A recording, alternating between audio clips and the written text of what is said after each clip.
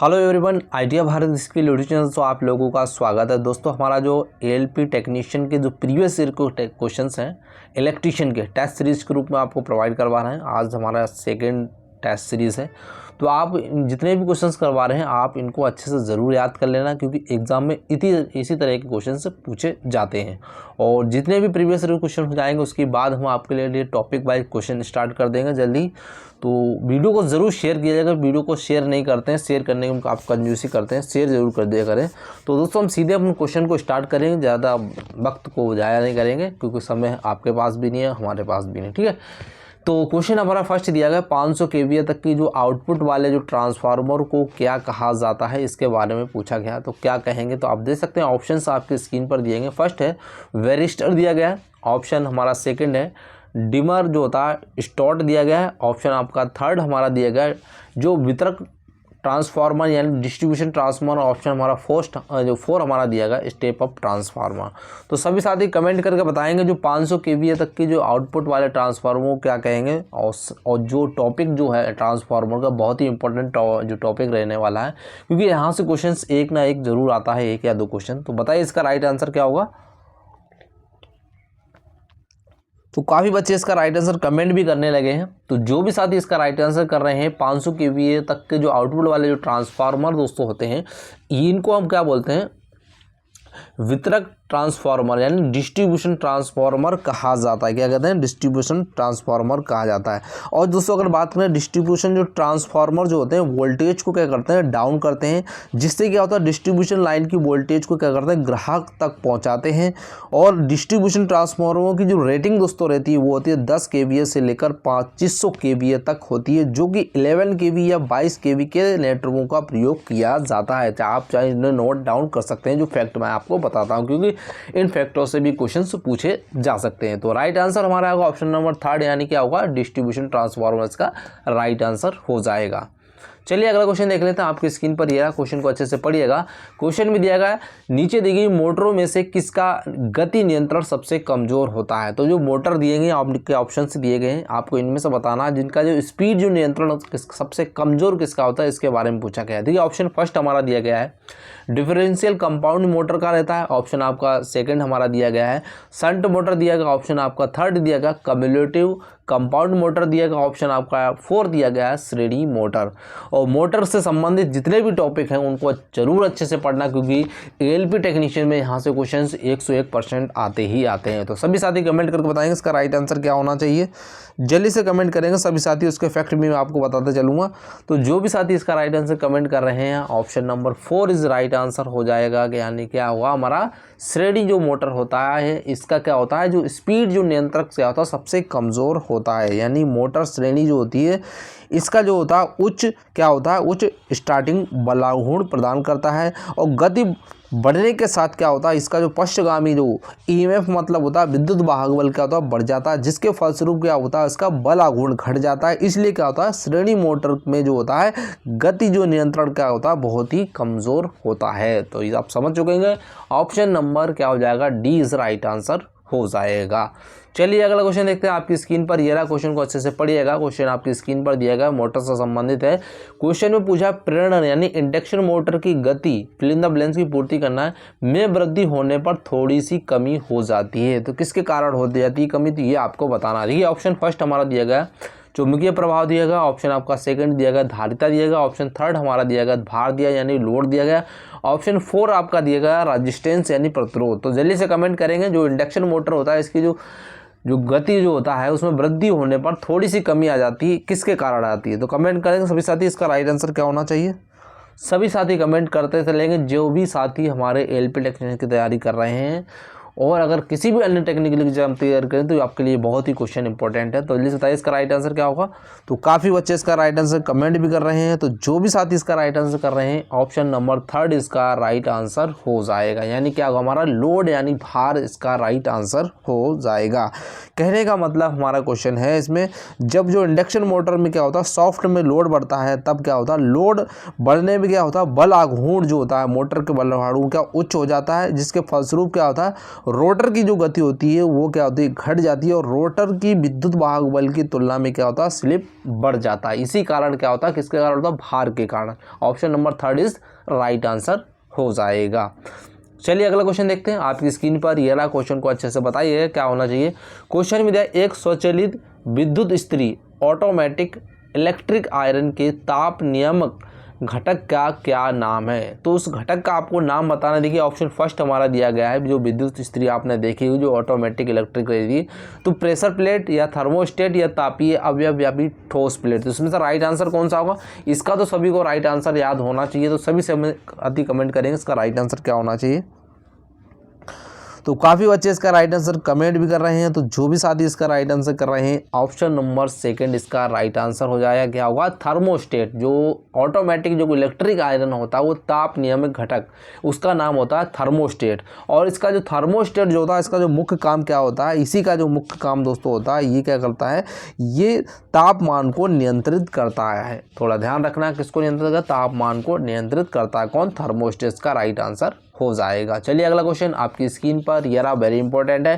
Question में दिया गया है कि जो श्रेणी धारिता volt meter fringe of lens की पूर्ति का मापन कर सकता है, यानी जो श्रेणी धारिता जो वोल्ट मीटर है ये किसका मापन कर सकता है। देखिए ऑप्शन फर्स्ट हमारा दिया है, एसी वोल्टेज का, एसी धारा का, या डीसी धारा का, या डीसी वोल्टेज का। बताइए इसमें से राइट आंसर कौन सा होगा। सभी साथी कमेंट करते चलेंगे इसका राइट आंसर क्या होना चाहिए। जितने भी साथी वीडियो देख रहे हैं, भले एक देख रहे हैं, दो रहे हैं, लेकिन कमेंट जरूर किया गया, जिससे क्या हो, तो कमेंट करने से आपको क्वेश्चन का आंसर याद हो जाता है। तो कमेंट करके बताइए इसका राइट आंसर क्या होगा।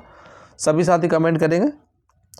तो इसका काफ़ी बच्चे इसका राइट आंसर कमेंट भी कर रहे हैं। तो जो भी साथी इसका राइट आंसर कर रहे हैं, ऑप्शन नंबर फर्स्ट इसका राइट आंसर क्या हो जाएगा हमारा, एसी वोल्टेज इसका राइट आंसर हो जाएगा। जो श्रेणी धारिता वोल्ट मीटर होता है, ये क्या करता है, एसी वोल्टेज का क्या करता है, नापन करता है। अगर बात करें श्रेणी धारिता जो वोल्ट मीटर क्या करता है, 1000 क्या होता है, 1000 जो होता है केवी तक की एसी वोल्टेज का मापन कर सकता है, अगर बात की जाए। ठीक है, इसको आप थोड़ा याद रखना, कितने तक, 1000।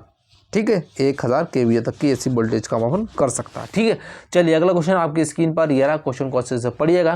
क्वेश्चन में क्या देगा, क्वेश्चन में दिया गया है कि पृथ्वी के जो प्रतिरोध को कम करने के लिए निम्नलिखित में से कौन सी विधि का उपयोग नहीं किया जा सकता। थोड़ा यहाँ पर ध्यान देना, किस पर जोर दिया गया, नहीं पर दिया गया, तो किसको नहीं कर सकता है। तो देखिए ऑप्शन हमारा फर्स्ट दिया गया, बड़े आकार की अर्थ प्लेट का उपयोग करके। ऑप्शन हमारा सेकंड दिया गया, लकड़ी का कोयला और नमक के मिश्रण का उपयोग करके। ऑप्शन हमारा थर्ड दिया गया है, छोटे आकार की अर्थ प्लेट का उपयोग करके। ऑप्शन हमारा फोर्थ दिया गया, अर्थिंग की प्लेट की गहरी खाई में रखना। तो इसमें से कौन सा राइट होगा, सभी साथी कमेंट करेंगे। इसमें दिया गया पृथ्वी, और क्वेश्चन को रिपीट कर देते हैं, पृथ्वी के प्रतिरोध को कम करने के लिए कौन सी विधि का उपयोग नहीं किया जाता है। तो देखिए जल्दी से कमेंट करेंगे सभी साथी, उसका तो सभी को राइट आंसर कमेंट करना ही होगा। तो कमेंट कर बताइए इसका राइट आंसर क्या होगा। तो काफ़ी बच्चे इसका राइट आंसर कमेंट भी कर रहे हैं। तो जो भी साथी कर रहे हैं, ऑप्शन नंबर थर्ड इसका राइट आंसर, यानी छोटे आकार की अर्थ प्लेट का उपयोग करके हम क्या नहीं कर सकते हैं, पृथ्वी का प्रतिरोध को कम नहीं कर सकते हैं।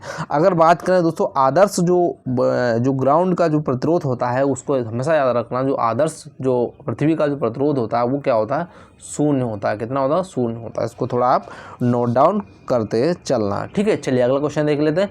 अगला क्वेश्चन आपकी स्क्रीन पर आ चुका है, ये न्यूमेरिकल क्वेश्चन है। इस तरह से कुछ एग्जाम में क्वेश्चन पूछे जाते हैं। तो क्वेश्चन में दिया गया है, किसी एल्कलाइन सेल यानी क्षारीय सेल को अगर 12 घंटे तक 4 एम्पियर की धारा पर अनावेशित किया जाता है, इसे अपनी सामान्य अवस्था में लाने के लिए 20 घंटे तक 3 एम्पियर की धारा की आवश्यकता होती है। मतलब आउटपुट की ज़रूरत है। यहाँ पर थोड़ा ध्यान देना, आउटपुट की यहाँ पर इनपुट की कितनी ज़रूरत है, 20 घंटे तक 3 एम्पियर की धारा की आवश्यकता। मतलब क्या हो, इनपुट की आवश्यकता है, तब जाके आपको इतना आउटपुट मिलेगा। कितना, 12 घंटे 4 एम्पियर का आउटपुट मिलेगा। तो आपको AH यानी दक्षता आपकी यहाँ पर निकालनी है परसेंटेज में। तो उसका तो दोस्तों सीधा फार्मूला होता है हमारा दक्षता का, आप थोड़ा सा इसको याद रखना। मैं आपको थोड़ा सा यहाँ बता देता हूँ। जो दक्षता हमारा बराबर होता है, इसको आप नोट डाउन करना, दक्षता बराबर होता है हमारा आउटपुट बटे इनपुट। क्या होगा, आउटपुट बटे इनपुट होगा। ठीक है, इसको आप थोड़ा सा डाउन कर लेना। अब आपको देखिए यहाँ पर क्वेश्चन में देखिएगा, क्वेश्चन में आपका कितना आउटपुट दिया गया है। यहाँ पर आउटपुट दिया गया यहाँ पर 12 इंटू 4, ठीक है, बटे में आपका आ जाएगा यहाँ पर इनपुट कितना है यहाँ पर 20 इंटू 3, ठीक है, ये आ गया। अब देखिए यहाँ पर क्या करना है, इसी तरह के यहाँ पे मैंने जो फार्मूला बताया था यहाँ पर इनपुट करना था इस तरीके से। अब देखिए यहाँ पर 3 से कट जाएगा, 3 चौकू 12 हो जाएगा और 4 पंजे यहाँ पर 20 हो जाएगा, ठीक है। अब आपके पास क्या बचा, 4 और 5 बटा, ठीक है, 4/5 बच गया, ठीक है। अब इसको आप डिवाइडेड करेंगे, जब आप इसको डिवाइड करेंगे तो पॉइंट लगा के ये हो जाएगा 40, तो 5×8 क्या हो जाएगा, 0.08 मान लिया, ठीक है। ये 80 हो गया, ठीक है, 80 हो गया। इसको अगर परसेंट में अगर चेंज करना है तो आप क्या करेंगे, इसका 100 से इंटू कर देंगे, 100 से मल्टीप्लाई, ये पॉइंट हटा के यहाँ पर 0 हो जाएगा, तो 2 0 यानी कितना परसेंट आ जाएगा, 80%। देखिए आप 80% कौन सा ऑप्शन है, इसका राइट आंसर क्या होगा, 4 नंबर इसका राइट आंसर हो जाएगा। चलिए ये फार्मूला इसको आप याद रखना, इससे आसानी से आप आसानी से कर सकते हैं क्वेश्चन को। चलिए अगला क्वेश्चन आपकी स्क्रीन पर ये रहा, क्वेश्चन को अच्छे से देखिएगा। क्वेश्चन में दिया गया है तुल्यकालिक मोटर जो सिंक्रोनस मोटर है, तो इसमें वो दिया गया किस प्रकार की मोटर है। ऑप्शन दिया स्व संतुलनकारी मोटर है, ऑप्शन हमारा सेकंड दिया स्व प्रवर्तित मोटर नहीं है, ऑप्शन हमारा थर्ड दिया स्व प्रवर्तित मोटर है, ऑप्शन 4 हमारा दिया स्वनियंत्रण मोटर है। तो बताइए इसका राइट आंसर कौन सा होगा। सभी साथी कमेंट करें, जितने भी साथी वीडियो देख रहे हैं, और इसका तो सभी को राइट आंसर बताना ही होगा। तो काफ़ी बच्चे इसका राइट आंसर कमेंट भी कर रहे हैं, तो जो भी साथी इसका राइट आंसर कर रहे हैं ऑप्शन नंबर सेकंड इस राइट आंसर हो जाएगा। यानी क्या होगा, स्व प्रवर्तित मोटर नहीं है। जो तुल्यकालिक जो सिंक्रोनस मोटर होती है, ये क्या होता है, स्वप्रवर्तित मोटर नहीं, यानी सेल्फ स्टार्ट नहीं होती है। तो इसका राइट आंसर हमारा सेकंड हो जाएगा, क्योंकि ये क्या होता है, मोटर का इसका जो गोड़ रोटर की जरूरत के कारण अस्तित्व में नहीं आया, और रोटर स्टेटर के चुंबकीय क्षेत्र का लगातार पीछा रहता है, इस वजह से क्या स्वचालित नहीं मोटर है, ठीक है। Option number second is right answer हो जाएगा। चलिए अगला क्वेश्चन देख लेते हैं आपकी स्क्रीन पर। यह क्वेश्चन में दिया गया निम्नलिखित में से किस मीटर को इंसुलेशन परीक्षक कहा जाता है। जो इंसुलेशन का जो परीक्षण करता है यानी इंसुलेशन को मापता है, उस मीटर का आपको नाम बताना है, वो मीटर कौन सा है। ऑप्शन फर्स्ट हमारा फ्रीक्वेंसी मीटर दिया गया, मेगा मीटर दिया गया, वाट मीटर दिया है, इंसुलेटर मीटर। तो उस मीटर का नाम बताना है, ये तो सभी को याद होगा, अच्छे से याद होना चाहिए। तो जल्दी से कमेंट करके बताएंगे सभी साथी इसका राइट आंसर कौन सा होगा। जितने भी साथी वीडियो सभी कमेंट करेंगे इसका राइट आंसर। तो काफ़ी अच्छे इसका राइट आंसर कर रहे हैं, तो जो भी साथी इसका राइट आंसर कर रहे हैं वो हमारा क्या हो जाएगा, option number second is right answer हो जाएगा। यानी इंसुलेशन का परीक्षक यानी मीटर से नापना है तो किसका मीटर होगा, मेगर इसका राइट आंसर हो जाएगा, मेगर इसका करेक्ट आंसर हो जाएगा। इसको आप याद कर लेना, ठीक है। चलिए अगला क्वेश्चन देखते हैं आपकी स्क्रीन पर। ये रहा क्वेश्चन में दिया गया है कि कठोर तारों को काटने के लिए कौन सा प्लास यानी प्लायर सर्वाधिक उपयोग किया जाता है। तो उस प्लायर का नाम बताना है जो कठोर तारों को काटने उपयोग करते हैं। ऑप्शन फर्स्ट दिया गया लॉकिंग प्लायर यानी प्लास, ऑप्शन आपका सेकंड दिया गया वायर स्टीपर, ऑप्शन हमारा थर्ड दिया गया लॉन्ग नोज प्लायर, ऑप्शन हमारा 4 दिया गया है विकर्णी यानी डायगोनल कटर। तो जल्दी से जल्दी बताएंगे इसका राइट आंसर कौन सा होगा। सभी साथी कमेंट करेंगे 4 ऑप्शन में से कौन सा राइट आंसर होगा। जल्दी से कमेंट करें सभी साथी। तो काफ़ी अच्छे इसका राइट आंसर कमेंट भी कर रहे हैं। तो इसका जो राइट आंसर होगा वो हमारा होगा ऑप्शन नंबर 4 यानी क्या होगा, विकर्णी यानी डायगोनल कटर इसका राइट आंसर होगा। यानी जो होता है जिससे हम कठोर तारों को काट सकते हैं उसका नाम है हमारा क्या है, डायगोनल कटर जो प्लायर होता है। ये जैसा कि आप चित्र में देख रहे हैं इस तरीके से होता है, इससे हम क्या करते हैं कठोर तारों को आसानी से काट सकते हैं। ये क्या होता है, ये विकर्णी कटर के किनारों को जो आपस में 15 डिग्री पर क्या करते हैं विकर्णित होते हैं, ठीक है। तो इसको आसानी से सतह तक पहुंच जाता है जिससे कि आप वायर को आसानी से काट सकते हैं। चलिए अगला क्वेश्चन आपकी स्क्रीन पर ये रहा। क्वेश्चन में दिया गया है कि एसी सर्किट के प्रेरक और कैपेसिटिव रिएक्शन को में रेट किया जाता है। तो किस में रेट किया, जो प्रेरक होता है और कैपेसिटिव जो रिएक्शन को किस में रेटिंग किया जाता है। यानी रेट मतलब होता है प्रदर्शित करेंगे उसका मान क्या होना चाहिए, किस में प्रदर्शित करते हैं। देखिए एम्पीरेंस में, वाट में, ओम में या फिर वोल्ट एम्पियर रिएक्टिव में। तो बताइए इसका राइट आंसर कौन सा होगा। सभी साथी कमेंट करेंगे, सभी ने इस क्वेश्चन को अच्छे से पढ़ा होगा कहीं ना कहीं बेसिक के रूप में। तो जल्दी से बताएं इसका राइट आंसर क्या होगा। तो काफ़ी बच्चे इसका राइट आंसर कमेंट भी कर रहे हैं। तो इसका जो राइट आंसर होगा वो हमारा होगा ओम इज राइट आंसर। इसको आप ध्यानपूर्वक याद रखना। प्रेरक और कैपेसिटिव रिएक्शन को हम जो रेट करते हैं यानी कि वो किस में करते हैं, ओम में करते हैं। किस में करते हैं, ओम में। इसको आप बिल्कुल ध्यानपूर्वक याद कर लेना। चलिए अगला क्वेश्चन आपकी स्क्रीन पर ये रहा। क्वेश्चन में दिया गया, क्वेश्चन को अच्छे से पढ़िएगा। क्वेश्चन में दिया गया किसी एल्यूमिनियम केबल को कॉपर बस बार से जोड़ने के लिए प्रयुक्त जो कर्णक, यानी जो कर्णक क्या होता है, लग के प्रकार की पहचान कीजिए। तो किससे पहचान करना है, तो वो कौन सा लग का यूज़ करेंगे। ऑप्शन फर्स्ट हमारा दिया गया है बाई मेटेलिक केबल कनेक्टर होता है। ऑप्शन 2 हमारा इंसुलेटेड स्लीव लग होता है। ऑप्शन 3 हमारा दिया है कॉपर लग दिया गया। ऑप्शन 4 हमारा दिया गया बाई मेटेलिक केबल दिया गया। तो इसका राइट आंसर कौन सा होगा। जितने भी साथी वीडियो देख रहे हैं सभी कमेंट करते चलेंगे इसका राइट आंसर क्या होना चाहिए। तो काफ़ी बच्चे इसका राइट आंसर कमेंट भी कर रहे हैं, तो जल्दी से कमेंट करके बताएंगे। तो जो भी साथी इसका राइट आंसर कर रहे हैं वो हमारा होगा ऑप्शन नंबर क्या होगा, 4 इज राइट आंसर। इसमें आएगा हमारा बाई मेटेलिक केबल लग का यूज़ करेंगे। Option number 4 is right answer. अच्छे से याद करना। चलिए अगला क्वेश्चन आपकी स्क्रीन पर ये रहा। दोस्तों जितने भी मैं आपको क्वेश्चन करवा रहा हूँ प्रीवियस एग्जाम के टेस्ट सीरीज के रूप में, बहुत ही इंपॉर्टेंट क्वेश्चन है। एग्जाम में 101% यहीं से इसी तरह के क्वेश्चन आपको देखने के लिए ज़रूर मिलेंगे। तो चलिए क्वेश्चन अगला हमारा दिया गया कि दिए गए विकल्पों में से घरेलू उपकरणों के लिए प्रयुक्त केबल के प्रकार का चयन कीजिए।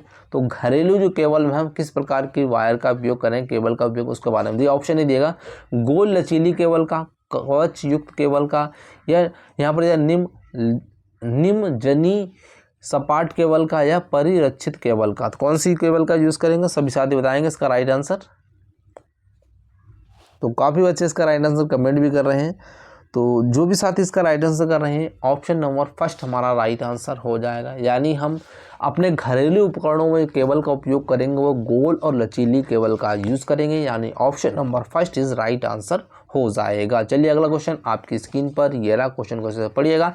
क्वेश्चन में दिए गए किसी प्रत्यावर्तक माने होता है अल्टरनेटर के अति उत्तेजन यानी ओवर एक्साइटेड होने की घटना में क्या होता है। तो देखिए ऑप्शन हमारा फर्स्ट दिया गया यानी लैगिंग पावर फैक्टर यानी पश्च शक्ति गुणक दिया गया। ऑप्शन हमारा सेकंड दिया गया लीडिंग पावर फैक्टर यानी अग्र शक्ति गुणक दिया गया। ऑप्शन थर्ड हमारा यूनिटी पावर फैक्टर दिया गया। ऑप्शन 4 हमारा नेगेटिव पावर फैक्टर। तो इसमें से कौन सा करेक्ट होगा ये आपको बताना है। तो जल्दी से कमेंट करेंगे सभी साथी इसका राइट आंसर क्या होना चाहिए। तो काफ़ी बच्चे इसका राइट आंसर कर रहे हैं option number first is right answer, यानी क्या होगा हमारा पश्च शक्ति गुणक, यानी इसका राइट आंसर हो जाएगा। अच्छे से याद कर लेना। जब हमारा क्या है जो अल्टरनेटर के अति उत्तेजन ओवर एक्साइटेड होने की घटना पर क्या होता है ये लैगिंग पावर फैक्टर प्रदान करता है। Option number first is right answer हो जाएगा। अगला क्वेश्चन आपकी स्क्रीन पर ये रहा और ये लास्ट क्वेश्चन है टेस्ट सीरीज का। निम्नलिखित में से कौन सा मीटर डीसी सर्किट का इस्तेमाल नहीं किया जाता है। कौन सा मीटर है जिसमें डीसी सर्किट का यूज़ नहीं किया जाता है। देखिए ऑप्शन फर्स्ट हमारा कम्यूटेटर मोटर दिया गया। ऑप्शन सेकंड हमारा दिया गया इंडक्शन मीटर दिया गया।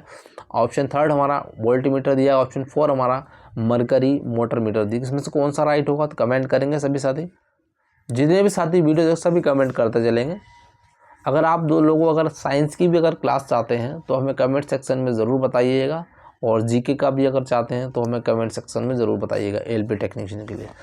तो काफ़ी बच्चे इसका राइट आंसर कमेंट भी कर रहे हैं। तो जो भी साथी इसका राइट आंसर कर रहे हैं हमारा option number second is right answer, यानी इंडक्शन मीटर जो होता है इसमें हम डीसी सर्किट का इस्तेमाल नहीं किया जाता है। ऑप्शन नंबर आपका क्या हो जाएगा सेकंड इज़ राइट आंसर हो जाएगा।